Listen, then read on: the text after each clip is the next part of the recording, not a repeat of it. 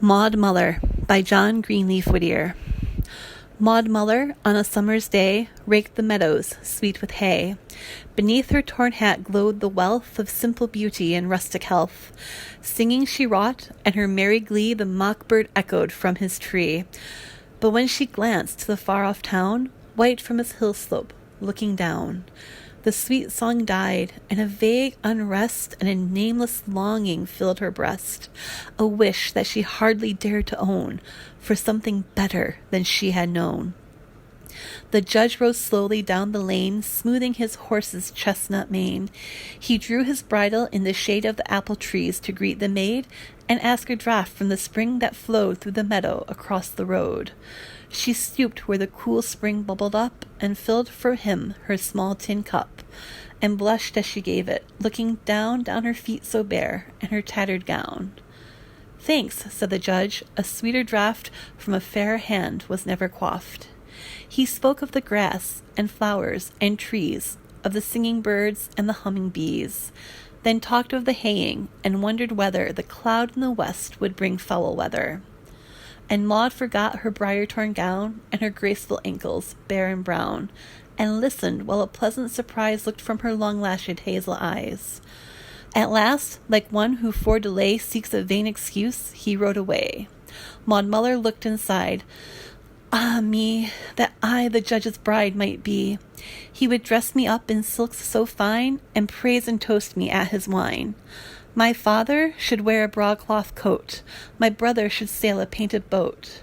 I'd dress my mother so grand and gay, and the baby should have a new toy each day. And I'd feed the hungry and clothe the poor, and all should bless me who left our door. The judge looked back as he climbed the hill, and saw Maud Muller standing still.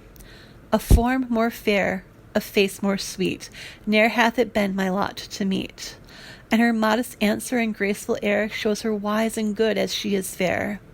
Would she were mine, and I today, like her, a harvester of hay. No doubtful balance of rights and wrongs, nor weary lawyers with endless tongues, but low of cattle and song of birds, and health and quiet and loving words. But he thought of his sisters, proud and cold, and his mother, vain of her rank and gold. So, closing his heart, the judge rode on, and Maud was left in the field alone. But the lawyers smiled that afternoon when he hummed in court an old love tune, and the young girl mused beside the well till the rain on the unraked clover fell. He wedded a wife of richest dower, who lived for fashion as he for power. Yet oft, in his marble hearth's bright glow, he watched a picture come and go, and sweet Maud Muller's hazel eyes looked out in their innocent surprise.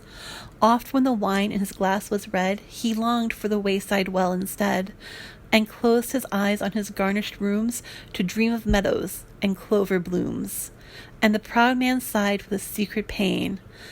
Ah, that I were free again, free as when I rode that day where the barefoot maiden raked her hay. She wedded a man unlearned and poor, and many children played round her door. But care and sorrow and childbirth pain left their traces on heart and brain.